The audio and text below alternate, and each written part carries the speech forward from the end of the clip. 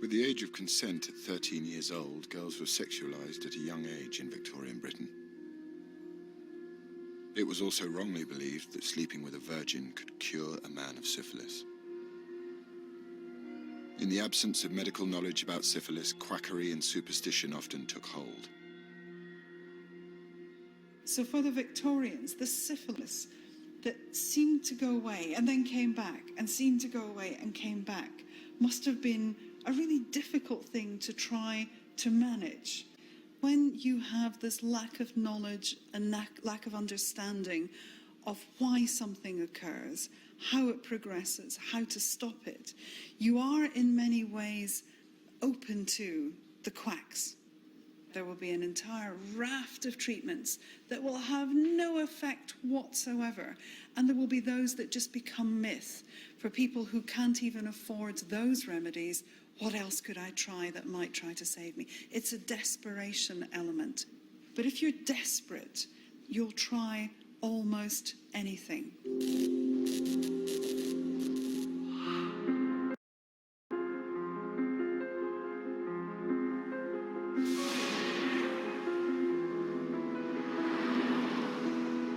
Xanthias returned to London to discover how the Victorians tried to cope with a disease that was so little understood.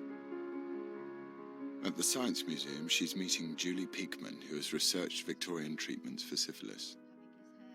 So what we've got here are some of the treatment bottles. That looks like a lotion or a cream which might have been applied to the skin. Right. And there are also treatments which can be ingested. So this is a mercury-based treatment. Now, I'm looking at this vial here and it says mercurial cream, poison.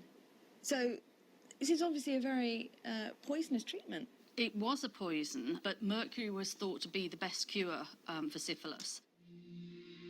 Mercury was believed to help expel syphilis from the body, but the hideous side effects were well known, as illustrated in this Victorian cartoon.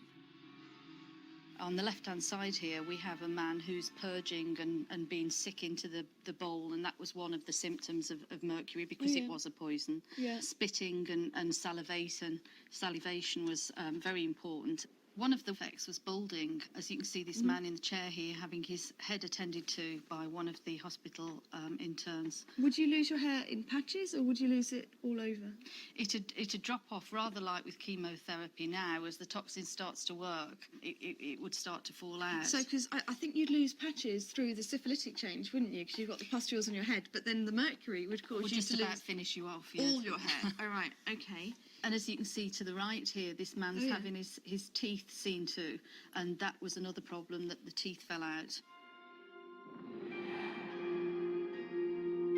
Not only did the mercury do nasty things to you, it was also expensive. So if you were poor and suffering from syphilis in Victorian London, you had little choice but to throw yourself on the mercy of charitable hospitals, some of which had wards for the condition.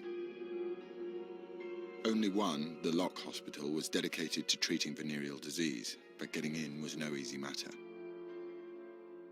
She would have had to plead her case to access that hospital. She would. You had to go through the governors to be accepted, and they would have had to vet her and see her as a person that they would have wanted to support.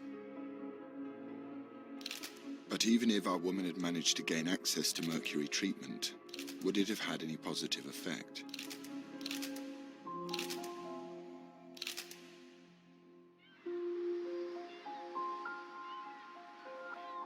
Xanthi is meeting chemical engineer Hal Sosabowski to recreate a Victorian mercury treatment. We're going to start making an ointment now, an old-fashioned anti-syphilitic ointment, using a recipe from this pharmacopoeia, British pharmacopoeia. This is the 1869 version. This is unguentum hydrargyrum subchloride. That's the ointment of liquid silver, the subchloride thereof. There's only got 2 ingredients. It has. It's got the active ingredient, which is the mercury chloride, and the lard, which is the dispersant. Yeah. This is mercury 2 chloride. This used to be called corrosive sublimate. And the reason this is so toxic is it's got mercury ions in it rather than elemental mercury. And mercury ions are A, very soluble in water, and B, are just the right form to do damage to cells by damaging the enzymes. And you just need to make sure we don't breathe any of this in. This really is hideously toxic. Not healthy at all. So as you can see, there's the two parts of the ointment. So this would be sort of what you'd be given by the apothecary, the chemist of the day, the pharmacist, and that would be spread on the pustules. So if I rub this onto my skin regularly as a treatment, what would the effects be?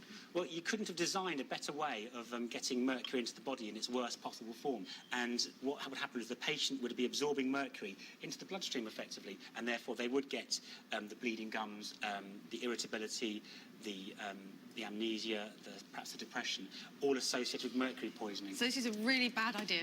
Incredibly bad. Okay. If we were in Victorian England now, this would be one of the treatment for syphilis then.